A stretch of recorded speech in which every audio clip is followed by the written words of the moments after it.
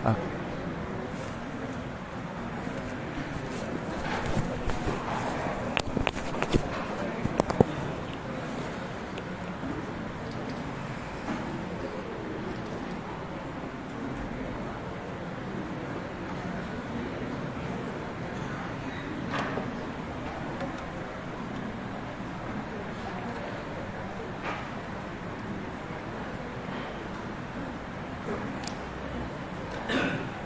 Bismillahirrahmanirrahim. Assalamualaikum warahmatullahi ta'ala wabarakatuh. Alhamdulillahi rabbil alamin. Wassalatu wassalamu ala rasulina Muhammadin wa ala alihi wa sahbihi ajma'in. Allahumma aghnina bil ilmi wa zayyinna bil hilmi wa akrimna bit taqwa wa jammilna bil afiyati ya arhamar rahimin. Rabbi shrah li sadri wa yassir li amri wa hlul 'uqdatam min lisani yafqahu qawli. Rabbi yassir wa la tu'assir wa tammim bil khair wa bika nasta'in wa la hawla wa la quwwata illa billahil aliyyil azim. Alhamdulillah, yang saya hormati Tuan Imam, Tuan Bilal dan juga barisan AJK Surau Jumaat Al-Ikhwan, tuan-tuan puan-puan dirahmati Allah Subhanahu wa taala. Pada pagi ini insya-Allah kita lihat mengenai dengan hukum memberi salam dan juga menjawab salam.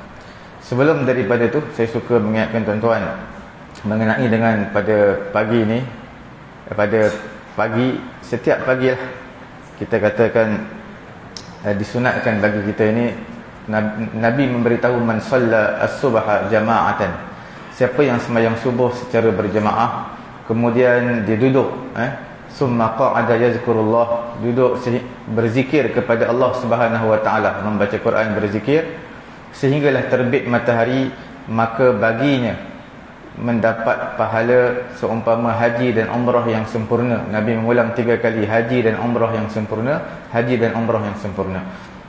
Cuma untuk pengetahuan tuan-tuan, bila mana untuk mendapat pahala haji dan umrah yang sempurna bukan satu perkara yang mudah, memerlukan sedikit pengorbanan. Daripada sembahyang subuh berjemaah sehinggalah terbit matahari. Sebenarnya terbit matahari dalam hadis bagi tahu terbit, tapi sebenarnya terbit matahari ni masih waktu diharamkan sembahyang. Bila terbit matahari itu dipanggil waktu syuruk. Tuan-tuan lihat bila jam yang di hadapan tuan-tuan ni, yang di tepi tuan-tuan berbunyi. Syuruk ni pukul 7.9 minit. 7.9 minit syuruk, itu bukan menandakan waktu untuk kita solat. Itu masih lagi waktu yang diharamkan. Dalam mazhab Syafi'i sebenarnya waktu yang diharamkan sembahyang ada 3 je, tapi dipecahkan 5. Sebenarnya 3, lepas kita sembahyang fardu subuh sehinggalah naik matahari satu galah. Cuma dalam mazhab Syafi'i dipecah 2. Lepas kita sembahyang fardu subuh sehinggalah terbit matahari. Lepas terbit matahari sampai naik satu galah, dia pecah 2. Sebab menunjukkan penegasan pengharaman waktu tersebut. Bermula terbit matahari kerana ada orang sembah matahari. Bila nak keluar matahari dia sembah sampai naik satu galah. Ini waktu yang dalam mazhab Syafi'i kita dipanggil makruh tahrim. Makruh tahrim dengan haram benda yang sama. Benda yang sama, makruh tahrim haram. Cuma dalam mazhab Hanafi dia sedikit perkara berlainan, makruh tahrim dan juga perkara haram. Dalam mazhab Syafi'i samalah. Bila sebut term saja makruh, tetapi itulah perkara diharamkan. Bila waktu naik matahari satu galah, Jabatan Falak menyatakan dulunya Negeri Selangor kita ini adalah 27 minit ataupun lebih sikit. Kemudian dia berubah-ubah sampailah sekarang ni dipecahkan beberapa zon, maka disingkatkan dari 20 minit selepas waktu syuruk. Jadi 7-9 minit tambah lagi 20 minit bermulalah waktu duha ataupun waktu isyraq. Sebab Nabi bagi tahu bila terbit matahari kemudian solat 2 rakaat. Solat 2 rakaat tu Nabi tak tentukan, Nabi tak spesifikkan sembahyang apa. Maka ulama berbeza pendapat. Ada yang mengatakan waktu syuruk, ada yang menyatakan waktu duha. Waktu syuruk ni sebenarnya ulama berbeza pendapat juga ada sembahyang syuruk. Ada yang menyatakan ada sembahyang syuruk, ada yang bukan sembahyang syuruk, sembahyang isyraq. Ada yang sembahyang isyraq, ada yang menyatakan tidak ada sembahyang isyraq. Tapi duha tu ulama nyatakan adalah. Jadi tuan-tuan buat saja isyraq 2 rakaat, kemudian beri salam, buat duha 2 rakaat. Kalau tak nak buat isyraq pun buat duha terus 2 rakaat. dan berakhir waktu waktu duha adalah 2 minit sebelum daripada waktu zuhur, waktu istiwa. Waktu istiwa, waktu matahari tengah tegak. Matahari tengah tegak ni, kita bayangkan ada satu kotak, matahari masuk saja kotak tersebut dan keluar daripada kotak tersebut dalam masa 2 minit. Dan 2 minit tersebutlah waktu istiwa yang diharamkan semayang. Bila matahari terkeluar daripada kotak ni keluar, maka masuknya, kita panggil gelincir matahari, itu masuknya waktu zuhur. Kemudian saya suka mengingatkan tuan-tuan juga mengenai dengan bacaan kunut semayang fardu subuh ini. Dalam mazhab Syafi'i kita adalah disunatkan. Tuan-tuan bacalah dalam kitab-kitab fiqh, disunatkan membaca kuat bagi imam kunut fardu subuh ni bila bermula daripada awal kunut sehingga akhir kunut. Itu yang disunatkan dalam mazhab Syafi'i kita lah. Dalam mazhab Maliki mereka sunat juga kunut, tapi kunut mereka selepas baca surah, sebelum rukuk. Selepas habis baca surah, baca doa kunut. Tapi mereka tak baca doa kunut kuat, baca perlahan. Berbeza mazhab Syafi'i selepas i'tidal. Selepas rukuk lah. Selepas rukuk, selepas i'tidal, maka kita akan membaca doa kunut. Doa kunut ni baca secara perlahan bagi makmum dan juga orang yang sembahyang berseorangan. Bagi imam disunatkan baca kuat. Cuma saya belum jumpa lagi setakat ini mengenai dengan disunatkan bagi imam membaca kuat doa kunut ni separuh. Cuma apa yang saya faham, kemungkinan di kalangan masyarakat kita, mungkin mereka memahami dalam kitab-kitab fiqh disunatkan bagi imam menyaringkan suara, baca secara jahar doa kunut. Mungkin mereka spesifikkan doa kunut tersebut adalah doa kunut sahaja. Makna tidak termasuk dalam doa kunut ada 2. Satu dipanggil doa, satu dipanggil apa? Sana'. Sana' ni maksud pujian. Bermula daripada Allahumma hdini fi man hadait sampailah waqini bi rahmatika syarra ma qadait, itu adalah kunut.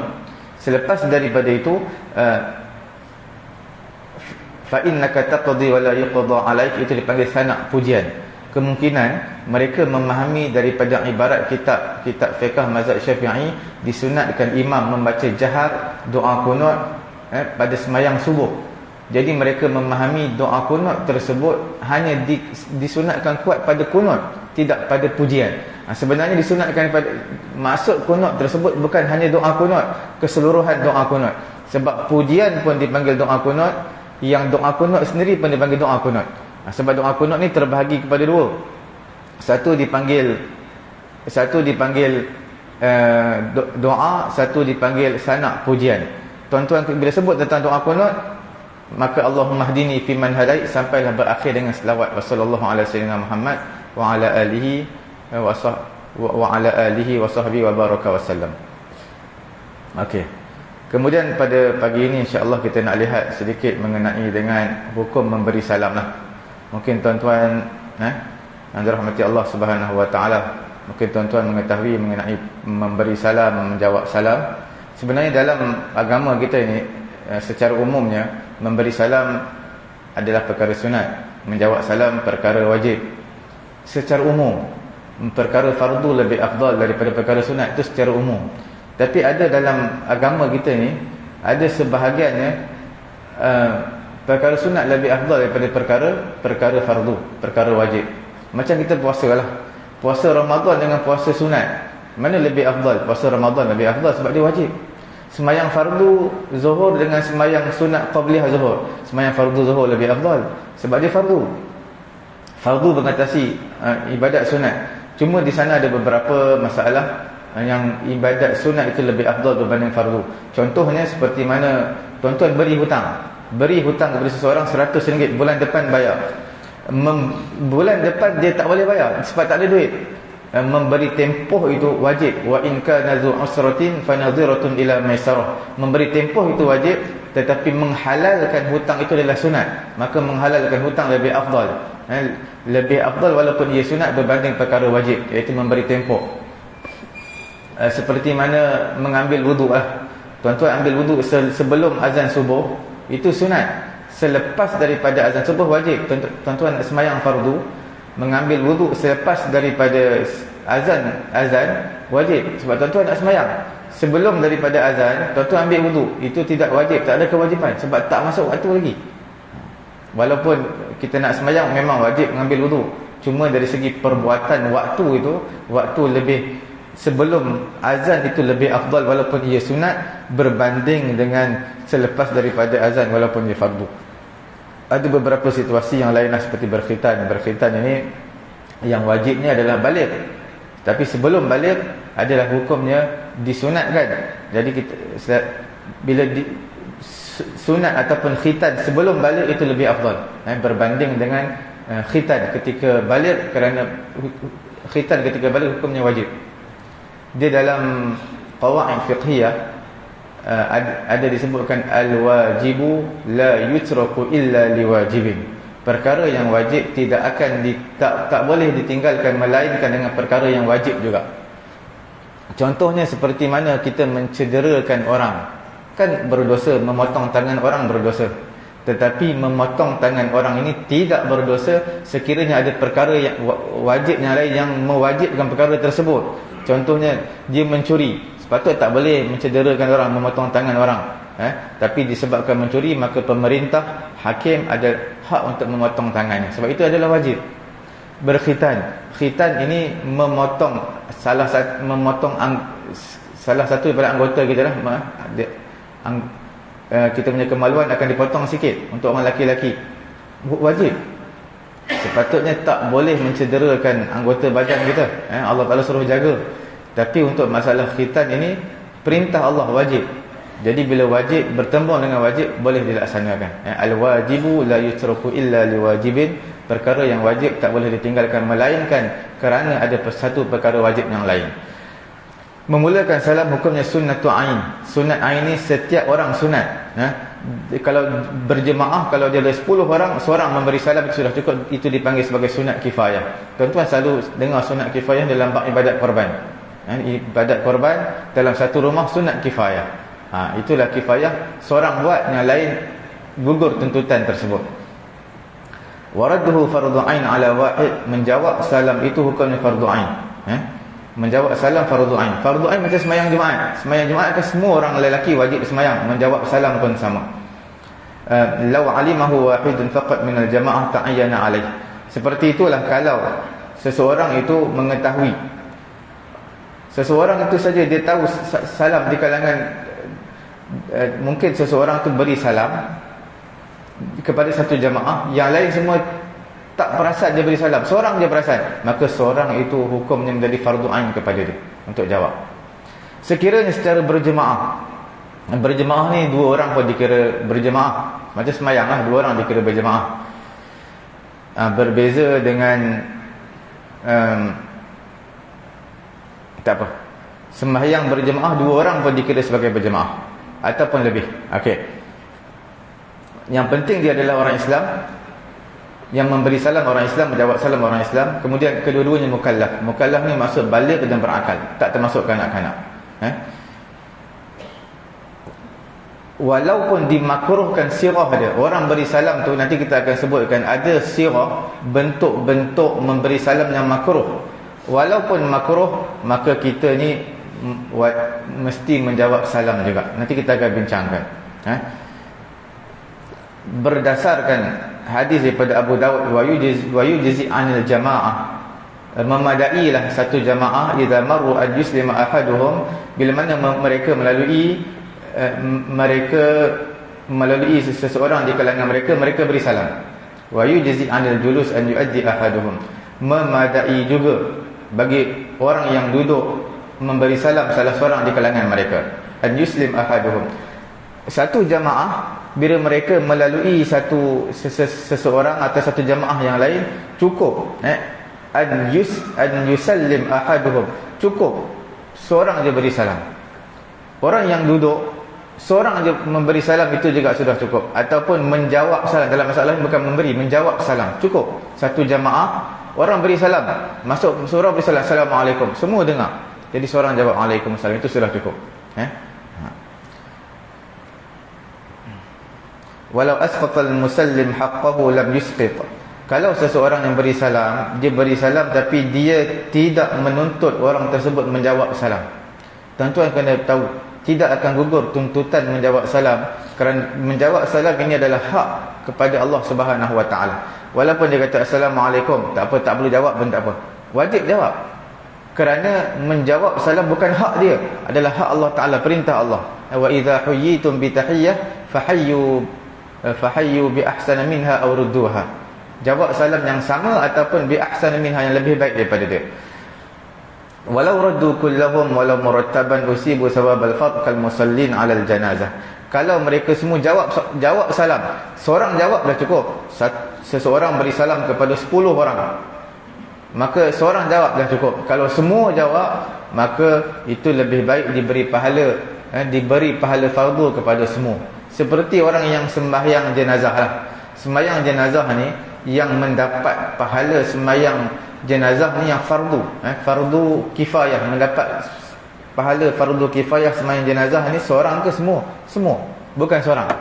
Semua yang sembahyang jenazah akan mendapat pahala fardu kifayah, bukan seorang. Sama juga kalau orang beri salam, kita jawab salam, waalaikumsalam, semua akan mendapat pahala fardu menjawab salam. Bukan seorang aja dapat pahala fardu, yang lain dapat pahala sunat, tidak. Walaupun jawab tersebut jawab secara tidak berturutan. Seorang beri salam, orang pertama jawab waalaikumsalam, orang kedua jawab waalaikumsalam, secara tidak serentak, itu juga semua mendapat pahala fardu. Kemudian dalam menjawab salam ini ada beberapa syarat. Antaranya adalah kita kena dengar. Macam mana kalau beri salam tak dengar? Kena lontarkan suara, orang tadi mendengar. Kemudian dia kena bersambung, macam ijab qabul lah. Ijab qabul dia kena sambung. Maksudnya beri salam jangan dipisahkan dengan perkataan yang lain. Macam kita melaksanakan akad nikah lah. Bila kita kata aku nikahkan kamu, kemudian jawab, ada sebahagian tu wali tak habis lagi, kata RM300, tak sebut tunai lagi, dia aku terima nikah. Cepat sangat. Jadi kita tak perlulah, maknanya maksud berturut-turut tersebut, bersambung antara ijab qabul, tak semestinya terus, maknanya dipisahkan 3-4 saat, 4-5 saat, itu tidak jadi masalah lah. Bukan makna terus, cuma jangan dipisahkan dengan perkataan yang lain, ataupun dipisahkan satu waktu yang lama. Kemudian sekiranya seseorang memberi salam dan di sisi dia ada orang yang tidur, maka dia kena rendahkan suara sekadar orang yang kita beri salam itu saja dengar, cukup. Wala yakfi raddu ghairil musallam alaihim. Maka tidak memadai menjawab orang yang tak diberi salam kepadanya. Maknanya orang beri salam kepada kita ada 10 orang, tiba-tiba orang lain yang jawab salam bagi pihak kita semua 10 orang ni, maka itu tidak memadai. Kena orang yang diberi salam tu kena menjawab salam. Kemudian kita lihat sirah salam ni, format memberi salam ni ada beberapa bentuk lafaznya. Antaranya assalamualaikum ataupun salamun alaikum. Kalau tuan-tuan terbalikkan alaikumussalam, maka itu juga dipanggil lafaz salam, tetapi makruh. Sebab apa? Sebab lafaz salam dengan lafaz menjawab salam sama. Sepatutnya assalamualaikum, assalamu alaikum, jawab waalaikumsalam. Kita beri salam kepada orang, alaikumussalam, macam menjawab salam, makruh. Tetapi hukum menjawab tetap wajib. Walaupun makruh bagi hak orang yang memberi salam, menjawab salam itu hukumnya wajib.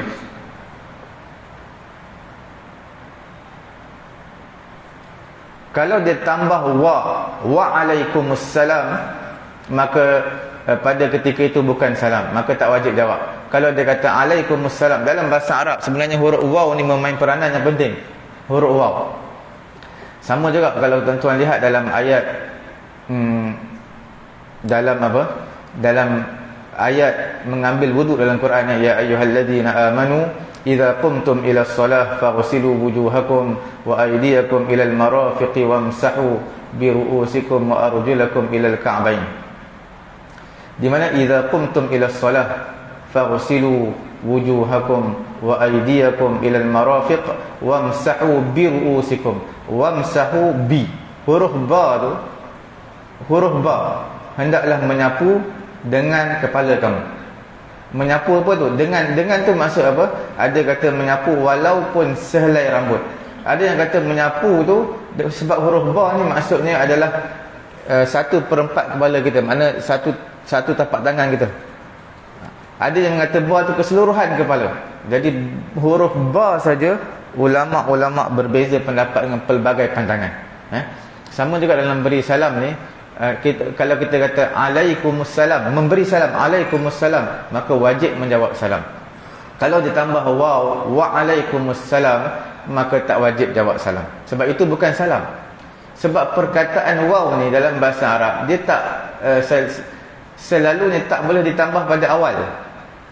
Bila waw ini selalu untuk tengah ayat. Bila kita beri salam assalamualaikum, waalaikumsalam, ada waw, ada waw, waalaikumsalam. Tapi dia ayat yang pertama memberi salam, tak ada ayat sebelum tu.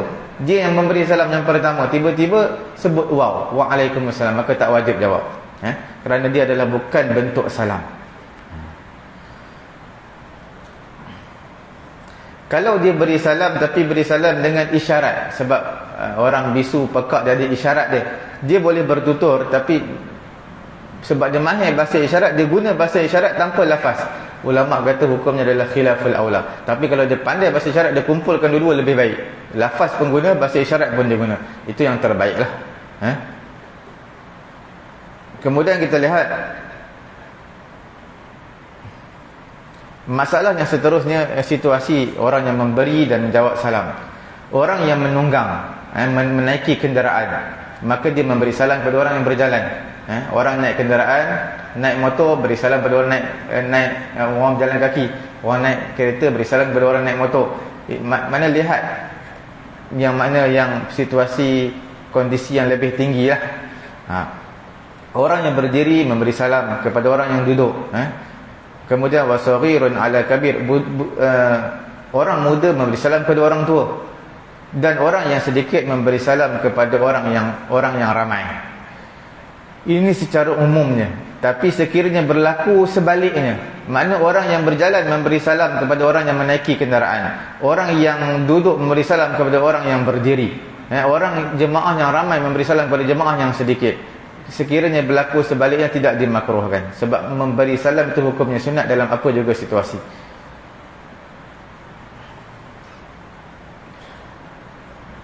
Tidak wajib menjawab salam kepada orang gila. Orang gila beri salam pada kita. Orang gila, dia nampak kita pakai kopiah nak pergi masjid, assalamualaikum haji, maka tak wajib jawab. Sebab kita tahu dia gila. Bila dia memberi salam, maka tak wajib jawab. Kalau seseorang itu bercakap mendatangkan salam, menjawab salam ini selepas bercakap, mana dia terpisah, dia tidak berturut-turut memberi dan menjawab salam, dipisahkan dengan perkataan lain, maka pada ketika itu dia tidak dianggap sebagai menjawab salam. Melainkan kalau dia terlupa sekejap tersebut perkataan lain, kemudian baru menjawab salam, itu tak apa. Kemudian hukum salam kepada ahlul kitab. Ahlul kitab atau ahlul kitab ni zaman sekarang wallahu subhanahu wa taala a'lam ada ke tak ada, tapi ahlul kitab macam orang kafir. Ahlul kitab orang kafir sama. Cuma beza dia, kita boleh menikah dengan dia, dan juga sembelihan dia dianggap boleh kita makan, sembelihan dia. Ahlul kitab. Ahlul kitab bermaksud orang yang beramal dengan kitab asal dia. Sama ada kitab Injil ke Taurat, kitab asal dia berpegang. Bukan yang telah diselewengkan, bukan, kitab asal dia pegang. Cuma dia tidak beriman dengan Quran. Bila tak beriman dengan Quran, hukumnya kafir. Tapi dia berpegang kitab asal, maka sembelihan dia kita boleh makan, dan juga berkahwin dengan dia pun dibenarkan. Cuma sebahagian ulama mereka menyatakan ahlul kitab ni kalau perempuan sahaja yang boleh, kalau laki tak dibenarkan. Sebab laki ni bila berkahwin dengan ahlul kitab laki-laki, dia menjadi ketua keluarga, dia akan kontrol satu keluarga, dia akan ajak kepada agama dia. Tapi masalah ahlul kitab ni jarang berlaku lah. Dalam fatwa negeri Selangor pun ada sebut tentang menikah dengan ahlul kitab ni. Tapi benda ni tidak ada lah di Malaysia ini. Cuma ahlul kitab dengan orang kafir sama. Dia tak beriman dengan Quran, cuma dia ada kitab asal dia. Beza dengan orang kafir yang biasa, dia tak ada kitab asal.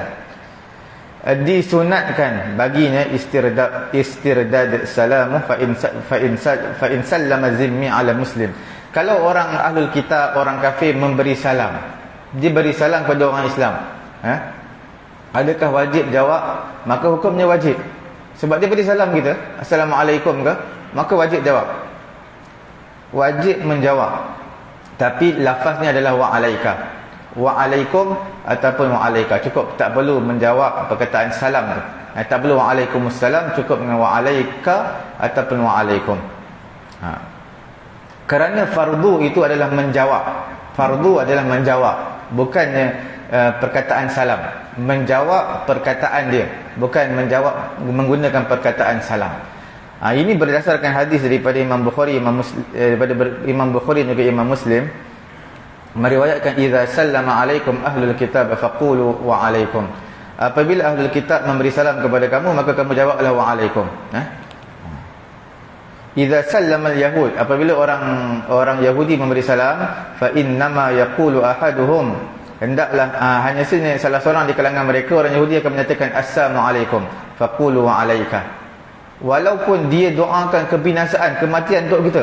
Orang Yahudi, Nabi bagi tahu orang Yahudi dia beri salam tapi kita kata assalamualaikum, bukan assalam. Sam ni kecelakaan, kebinasaan kepada kamu. Jawab juga kita, wajib juga jawab, tapi jawab wa alaika ataupun wa alaikum, cukup. Jawab tu memang wajib, cuma lafaz itu adalah berbeza-beza. Okey. Kemudian hukum salam kepada orang kafir. Tadi menjawab salam kepada orang kafir, ini kita beri salam kepada orang kafir. Walau kataba ila kafirin, kalau kita menulis surat kepada orang kafir, kita tak boleh kata assalamualaikum. Tulis WhatsApp kepada orang kafir, tak tulis assalamualaikum. Kita tulislah salam sejahtera ataupun assalamu ala manittaba'al huda. Assalamu ala manittaba'al huda, seperti mana Nabi tulis perjanjian Hudaibiyah. Nabi tulis assalamu ala manittaba'al huda, salam kepada orang yang mengikut petunjuk. Dan wajib, hukumnya wajib. Bila ada satu rombongan, kita nak beri salam ni, tapi separuh orang Islam, separuh orang kafir, maka kita boleh beri salam kepada semua, tapi kita niatkan, wajibkan aku beri salam adalah hanya untuk orang Islam. Kita tak perlu lafaz, memadai dengan niat. Assalamualaikum, kita beri salam kepada satu rombongan semua, tapi kita niat saja untuk orang kafir, untuk orang Islam, dan kita kecualikan untuk orang kafir. Dan haram kita mulakan penghormatan selain daripada salam. Mana ada orang kafir, ada orang Islam, maka kita utamakan penghormatan kepada orang kafir dengan lafaz salam mereka, dan dikebelakangkan lafaz salam assalamualaikum. Assalamualaikum yang pertama, kemudian kita nak ucap salam sejahtera kepada orang kafir, apa-apa ucapan itu terpulang. Walau qama an jalisin lahu fasallama wajaba rad. Kalau seseorang tu bangun daripada majlis dia, maka dia beri salam, wajib jawab. Asalnya beri salam ni kepada orang yang baru datang. Orang baru datang beri salam, maka wajib jawab. Tapi dia dah duduk sekali lah, tiba-tiba dia nak bangun, ada hal, dia beri salam kepada orang tu, assalamualaikum, wajib juga jawab. Kalau bertemu dua orang, kemudian fasallama ahaduhuma alaih faradda alaihi nawiyan ar-radd ala man sallama wal ibtida' ala man lam yusallim kafa akhadha min qawlihim idza ta'akhkhara salamu ba'dul ma'mumin an ba'din fa kullun janbi bi kulli taslimati salam ala man lam yusallim wa radd ala man sallam. Kalau seseorang itu memberi, dua orang yang bertemu, salah seorang pada keduanya memberi salam, dan seorang lagi pun memberi salam tapi niat menjawab salam. Dia beri salam tapi niat jawab salam. Boleh juga. Boleh juga. Ini berdasarkan satu ibarat daripada mana ni? Daripada Imam Al-Allamah Ali Shibr Al-Millisi. Dia menyatakan apa? Dalam ibarat kitab ini, idza ta'akhkhara salamu ba'dil ma'mumin an ba'd. Apabila salam sebahagian makmum dilewatkan daripada sebahagian yang lain. Mana salam tahallul, kita salam lepas sembahyang assalamualaikum, sebahagian terlambat sikit beri salam assalamualaikum. Assalamualaikum warahmatullahi. Setiap orang dia niat dengan setiap salam dia adalah salam kepada orang yang tidak memberi salam kepada dia, juga menjawab salam kepada orang beri salam.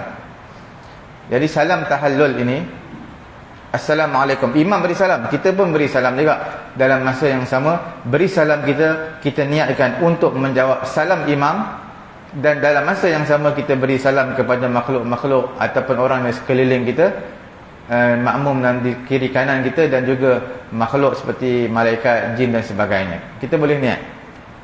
Itu Ali Syibr Milisi menyatakan boleh. Jadi bila kita bertemu dua, Assalamualaikum, dia pun jawab Assalamualaikum juga, tapi niat menjawab salam, boleh juga. Tapi yang masyhurnya jawab Waalaikumsalam. Kalau seseorang tu masuk rumah, disunatkan juga beri salam kepada ahli keluarga dia. Assalamualaikum, salam sejahtera, keselamatan kepada kamu semua. Ataupun dia masuk rumah kosong, rumah tu dia seorang je duduk. Bila dia seorang je duduk, maka disunatkan juga dia mengucapkan salam, Assalamualaikum wa ala ibadillahis salihin. Tambah, Assalamualaikum, beri salam juga. Kemudian Assalamualaikum wa ala ibadillahis salihin. Macam bacaan ni seperti bacaan tahiyat akhir lah. Assalamualaikum wa ala ibadillahis salihin.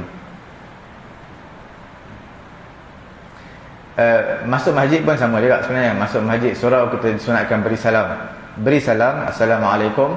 Walaupun tak ada orang pun depan kita, tak apa, kita beri salam, malaikat dengar. Kemudian kita baca Assalamualaikum wa ala ibadillahis salihin. Kemudian bacalah doa, atau baca doa dulu boleh, kemudian beri salam. Baca doa, Allahumma salli ala Muhammad wa ala ali Muhammad, Allahumma ghafir li zunubi waftah li abwaaba rahmatik. Disunatkan berselawat. Ada beberapa tempat disunatkan selawat lah. Di antaranya selepas daripada azan, disunatkan berselawat. Kemudian ketika kita nak doa, disunatkan selawat. Kita akhir doa dengan selawat. Kemudian ketika mana kita nak masuk masjid pun selawat, nak keluar masjid pun selawat. Sebab tu kita baca doa, Allahumma salli ala sayyidina Muhammad wa ala ali Muhammad, Allahumma ghafir li zunubi waftah li abwaaba rahmatik. Kalau keluar masjid, selawat juga, Allahumma salli ala Muhammad wa ala ali Muhammad, Allahumma inni as'aluka min fadlik. Okey. Hukum salam kepada orang perempuan ataupun kanak-kanak, sama ada dia yang memberi ataupun menjawab salam.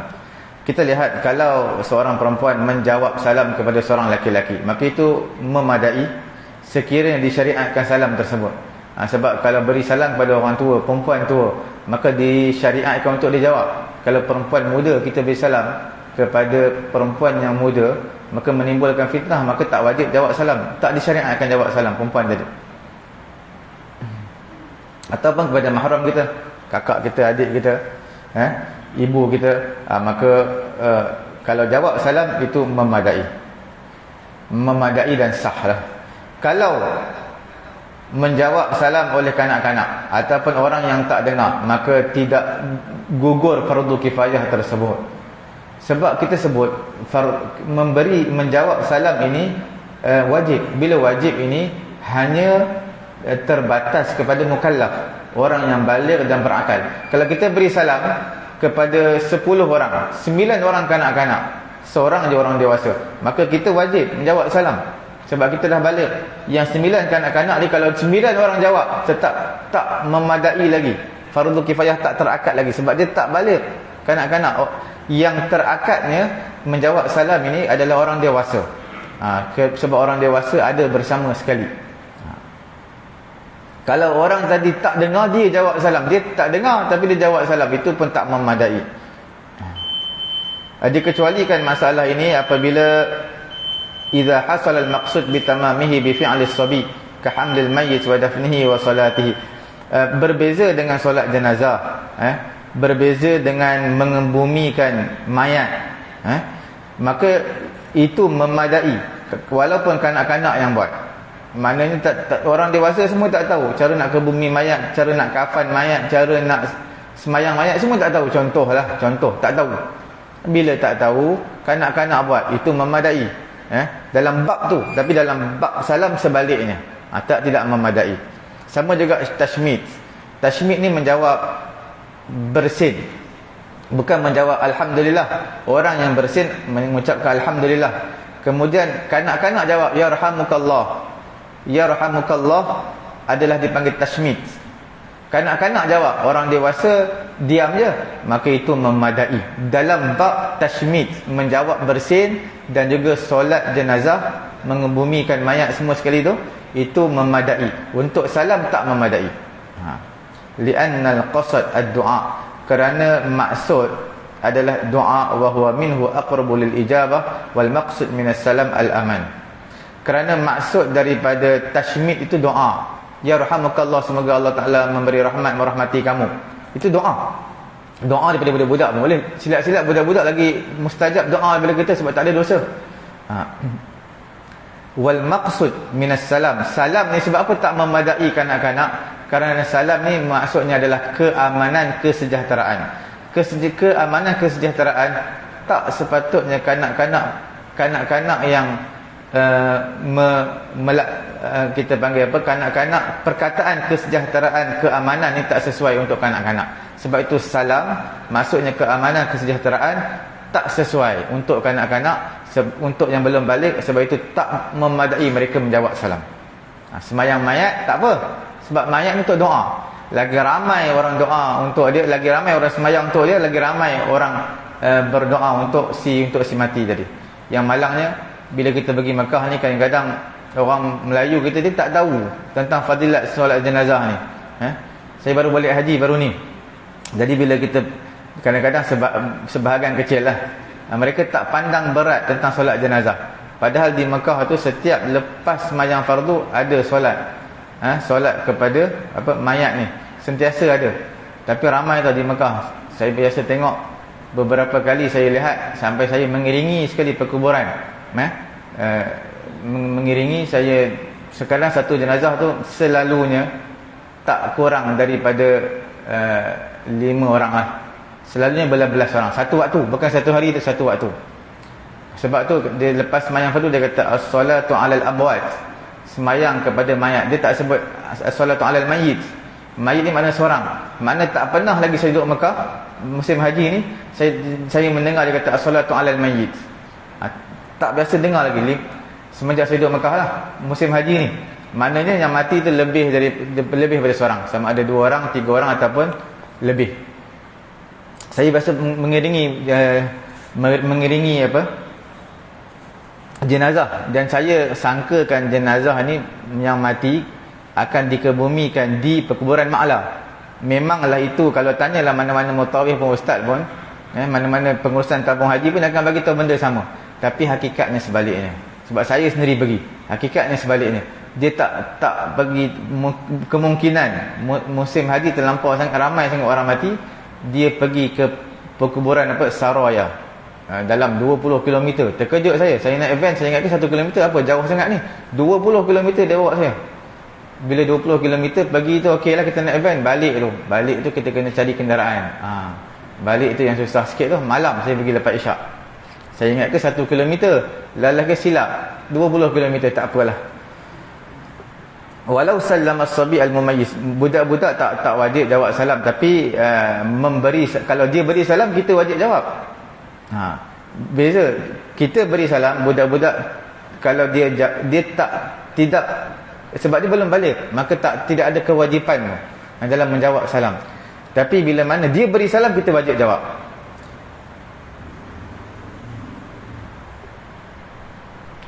Kalau ada 10 orang jumpa kita, setiap seorang assalamualaikum, assalamualaikum, assalamualaikum, lepas seorang. Tapi dalam waktu yang singkat lah, mungkin dalam 20 saat tu 10 orang beri salam kepada kita. Takkan kita jawab waalaikumsalam, waalaikumsalam, waalaikumsalam. Kita cukup jawab sekali untuk semua, waalaikumsalam. Niatkan untuk semua, itu sudah memadai.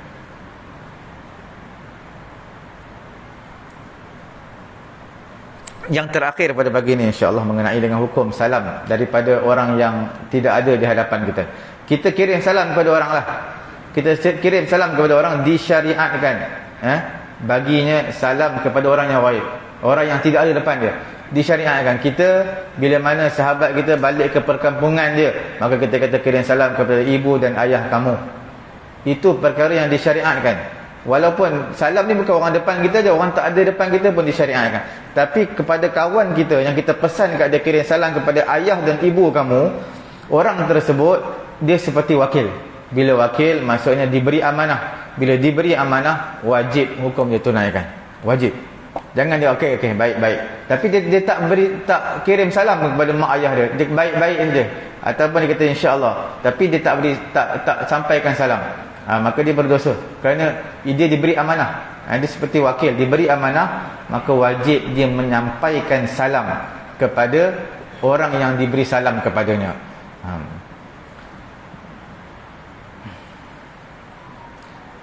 Kalau dia tak mampu untuk menanggung amanah ni, dia kata saya tak naklah beri salam kepada dia, jadi kamu kirim salam kepada orang lain lah, boleh. Contoh dia suruh kirim salam kepada saya kirim salam, suruh kawan saya sampaikan salam kepada pakcik saya. Dia kawan saya tak baik dengan pakcik saya, dia kata kamu kirim salam kepada orang lain lah, suruh orang lain sampaikan salam lah, itu boleh. Kita yang melucutkan diri kita daripada memegang amanah tersebut, boleh. Disunatkan kepada orang jawab salam macam mana? Disunatkan. Orang yang jawab salam hukum dia wajib. Jawab salam ni memang wajib lah. Walaupun orang daripada jauh, daripada Kedah, Penang kirim salam kepada saya, wajib saya jawab. Sebab itu salam. Cuma jawab salam kepada orang yang jauh di sana, Kedah, Penang, itu wajib. Kita jawab salam wajib. Orang yang menyampaikan salam sunat. Kita doakan juga salam untuk dia. Jadi bila saya kirim salam kepada sahabat saya yang berada di Kedah contohnya, saya pesan kepada kawan saya kirim salam kepada dia. Jadi orang tersebut disunatkan mendoakan untuk orang yang menyampaikan salam dan juga orang yang dan juga kepada saya, iaitu dijawab jawab apa? Alaika wa alaihi salam. Alaika wa alaihi salam. Doakan dulu untuk orang yang diberi amanah sampaikan salam, kemudian doakan kepada siapa yang menyampaikan salam tersebut. Kemudian tidak disunatkan apa? Menjawab salam kepada orang yang sedang berada dalam toilet, sedang qada hajat, orang yang sedang minum, orang yang sedang makan, dalam mulut ada makanan. Kalau tak suap makanan ni boleh jawab, wajib jawab. Kalau dah telan makanan wajib jawab, tapi kalau makanan sedang berada dalam mulut tak wajib jawab.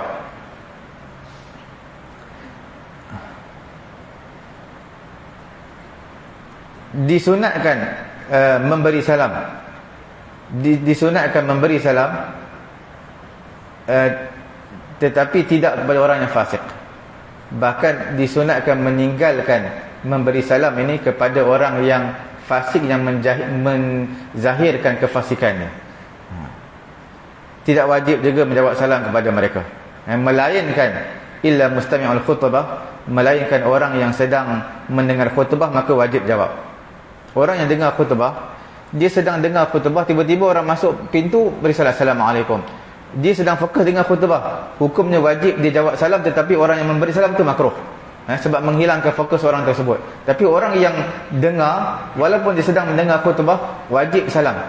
Dan tak menghilangkan pahala jemaah dia, tak dikira dia bercakap, bahkan hukumnya wajib dia menjawab salam.